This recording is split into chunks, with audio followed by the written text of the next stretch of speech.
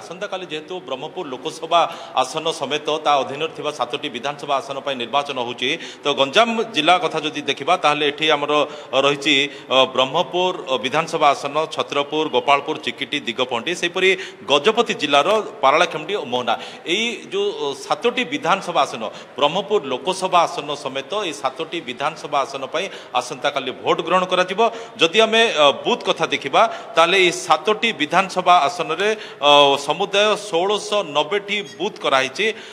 Voter संख्या जदि देखा 14,90,242 जन भोटर्स अच्छा आसंता काली जो मानिकी से मतदान सब्यस्त करेंगे आउ सेपटे जब देखा संवेदनशील बूथ कथा जोटा कि जिला प्रशासन पक्षर पुलिस प्रशासन पक्षर चिन्हट कराई दुईटी जाक जिलार समग्र जिला कथा आम कहे केवल प्रथम पर्याय निर्वाचन कथा आम कहने समग्र गंजाम और गजपति जिले में समुदाय 626 सेंसिटिव अर्थात संवेदनशील बूथ रही है सहित जो प्रथम नुआ भाव जो योजना कराई जे पिंक बूथ अर्थात से पिंक बूथ 7टी विधानसभा आसन 7टी पिंक बूथ आयोजन कराई जोटि कि केवल महिला ऑफिसर माने ही सेठी पोलिंग ऑफिसर आउ जो सहयोगी माने केवल महिला माने रही जो भिन्नक्षम कथा आप पचारुले भिन्नक्षम समस्त प्रकार व्यवस्था कराई विशेषकर व्हील चेयर व्यवस्था कराई और दृष्टिहीन ब्रेली बैलेट पेपर व्यवस्था कराई और सेपटे आईन श्रृंखला व्यवस्था को दृष्टि रखी 4 कंपनी ओ सेंट्रल जो आपंकर रही सेंट्रल आर्म पुलिस फोर्स से सहित राज्यर जो पुलिस अच्छा राज्यर जो होमगार्ड अच्छा से सब विभिन्न स्थान में मुतयन कराई ए बाबद जिलापाल विजय अमृत कुलांगे और ब्रह्मपुर एसपी पिनाकी मिश्र एक सांबादिक सम्मेलन में पूरा ब्रीफ कर विशेषकर समस्ते जो भाव में सजग अच्छा समस्ते जो भाव में समस्त को अलर्ट कर रखिंट से बाबद में सूचना देते जेपरिक निर्वाचन अबाध निरपेक्ष भाव में हो पार दृष्टि रखी समस्त प्रकार व्यवस्था बर्तमान आम सहित जोड़ी होती जेहेतु प्रिजाइडिंग ऑफिसर पचर आज्ञा कौन कहे आसंता काली दुईटी नुआ जिनस देखा मिले गोटे तो है जो ईवीएम रे भोट हम से तो पूर्व होता कि जो वीवीपैट मेसीन कथा आम कहवा जो वीवीपैट मेसीन रखाई आसंता काली तार प्रयोग करा तो समस्त प्रकार व्यवस्था कराई जो दुईटी नुआ जिनस आम एपाई कहलु गोटे तो वीवीपैट मेसीन प्रयोग करा सहित आसंता एलईडी लाइट से आलोक व्यवस्था से किसी गुरुत्व कथा आप लंठन रोला आलोक व्यवस्था करते किसी कथा नुह कथा वीवीपैट मेसीन व्यवस्था प्रयोग करा सहित गोटे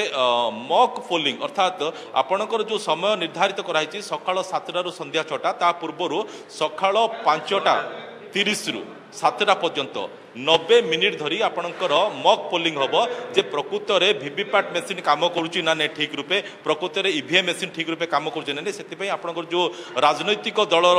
जो मैंने निर्वाचन लड़ुंट से एजेंट को उपस्थित रे आपणकर से जो प्रयोग गोटे कराब जे सकाल 5:30 रु सकाल 7टा पर्यंत तो से बाबद टी सूचना दिंतु कौन सब व्यवस्था कराई कौन आप कहे मॉक पोल करने आम एजेंट मानू टाइम देचु जे 5:30 रु आरंभ करवा एट बेस्ट 6टा 6टारू 6:15 भितर स्टार्ट करने आमको कहुई एजेंट मान उपस्थित रे से आसला आम मॉक पोल विधानसभा 50 लोकसभा 50 मॉक पोल करके सूचई देबू जे वीवीपैट रे ठीक चिन्ह रे ठीक देले ठीक चिन्ह आसु ईवीएम रे जो चिन्ह को आम बटम चिपिबा तार प्रतिफलन होची वीवीपैट रे अर्थात दुईटा जाक ठीक रूप ट्रांसपेरेंसी होची सब टिके स्वच्छता रही बोली सेटा आपण प्रमाण करिया पे चाहिए सेमान उपस्थित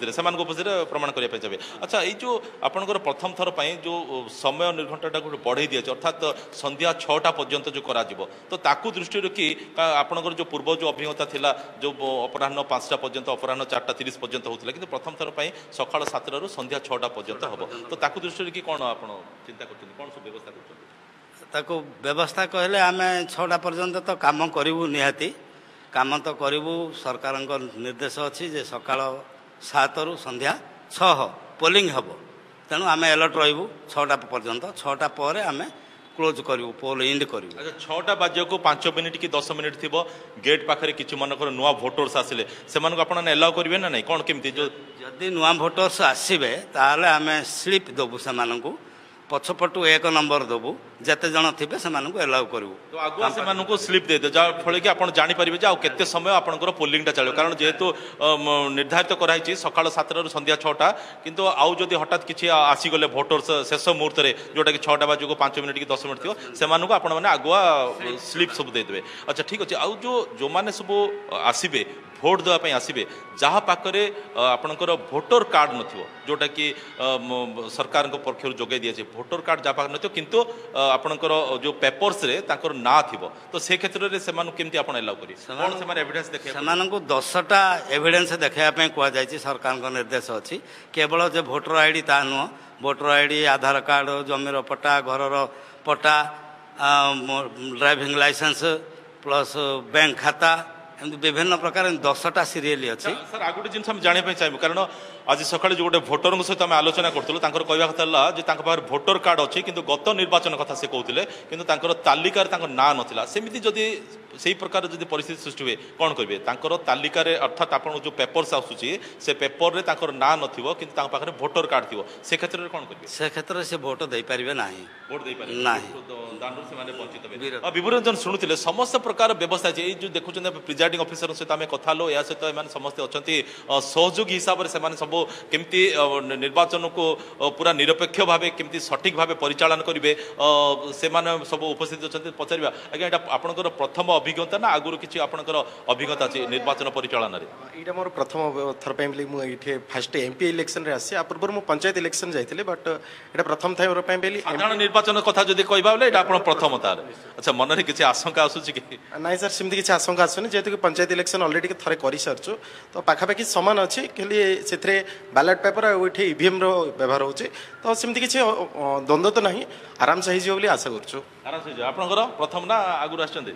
ପ୍ରଥମ କରି ପଞ୍ଚାୟତ ଇଲେକ୍ସନ କରିଦେଇଛି ଏଇଟା ମୋର ସେକେଣ୍ଡ ଜେନେରାଲ ଇଲେକ୍ସନ ପାଇଁ ଆଉ ମୁଁ ଫାଷ୍ଟ ପୁଲିଂ ଏଇଠାରେ ଅଛି ଆଉ ହୋପଫୁଲି ଆମର ବେଟର ହେବ ପରଫର୍ମାନ୍ସ କାହିଁକି ଆମେ କାଲିଠୁ ପୁରା ଫୁଲ୍ ପ୍ରିପେୟାର ଆଉ ଆମେ 3 ଥର ଟ୍ରେନିଂ ବି ଯାଇଛୁ ହୋପଫୁଲି ଅଲ୍ ଦି ବେଷ୍ଟ ଆମ ପାଇଁ ବହୁତ ଭଲ ଲାଗେ। ହଠାତ୍ ଯଦି ଅଚଳ ହେଇଯାଏ ଇଭିଏମ୍ ମେସିନ୍ ଅଚଳ ହେଇଯାଏ ତାହେଲେ କ'ଣ କରିବେ? ଆମର ସିନିୟର ଅଫିସର ମାନେ ଅଛନ୍ତି ଆମ ପ୍ରେସିଡେଣ୍ଟ ସାର୍ ଅଛନ୍ତି ଆଉ ସେକ୍ଟର ଅଫିସର ବି ଅଛନ୍ତି ବହୁତ ସ୍ମୁଥଲି କାମ ହେବ କିଛି ଅସୁବିଧା ନାହିଁ। ନିଶ୍ଚିତ ରୂପେ ବିଭ୍ରଞ୍ଜନ ଆଉ ଥରେ ଆମେ ଟିକେ ପ୍ରିଜାଇଡିଂ ଅଫିସରକୁ ପଚାରିବା ପାଇଁ ଚାହିଁବା ଯେ ହଠାତ୍ ଯଦି ଯେଉଁ ଇଭିଏମ୍ ମେସିନ୍ ଚାଲୁଥିବ ଅଚଳ ହେଇଯିବ ସେ କ୍ଷେତ୍ରରେ କ'ଣ କରିବେ? ନିର୍ବାଚନ ଯେଉଁ ପୋଲିଂ ପ୍ରକ୍ରିୟା ଅର୍ଥାତ୍ ଭୋଟଦାନ ପ୍ରକ୍ରିୟାଟା କିଛି ସମୟ ଆପଣ ବନ୍ଦ କରିଦେବେ ନା ଆଉ ଥରେ ଆଉ ଗୋଟେ ମେସିନ୍ ମାଗିବେ ନା ଆପଣଙ୍କ ପାଖରେ ଆଉ ଗୋଟେ ମେସିନ୍ ରଖିଛନ୍ତି? ମେସିନ୍ ଆମ ପାଖରେ ନାହିଁ ମେସିନ୍ ସେକ୍ଟର ଅଫିସରଙ୍କୁ ଆମେ ସାଙ୍ଗେ ସାଙ୍ଗେ ଇନଫର୍ମ ଦେବୁ ସିଏ ଅଧଘଣ୍ଟାରୁ ଘଣ୍ଟାଟେ ଭିତରେ ଆଣିକି ମେସିନ୍ ଦେବେ ପୁଣି ଆମେ ଆଉଥରେ। ଆଚ୍ଛା ଏଇ ଯେଉଁ ଅଧଘଣ୍ଟା ଘଣ୍ଟାଟି ଯେଉଁ ସମୟ ନେବେ ସେଇଟା ଆପଣ ଆଉଥରେ 6ଟା ସମୟ ଯେଉଁ ଆପଣଙ୍କର ସରିବ ତାକୁ ଆଉଥରେ ଆଡ଼୍ କରାହେବ କି ଏଇ ଯେଉଁ ଅଧଘଣ୍ଟା? ସେମିତି ହେବନି ସେଇ ଭିତରେ ଆଡ଼ଜଷ୍ଟ କରିବାକୁ ପଡ଼ିବ। ଯଦି ଭୋଟର୍ସ ମାନେ ଅଛନ୍ତି ତାହେଲେ ସେମାନେ ରହିବେ ଭିତରେ ରହିଯିବେ ଭିତରେ ରହିଲା ପରେ ସେଇଟା ରାତି 7ଟା ପର୍ଯ୍ୟନ୍ତ ଚାଲୁ କି ରାତି 8ଟା ପର୍ଯ୍ୟନ୍ତ କି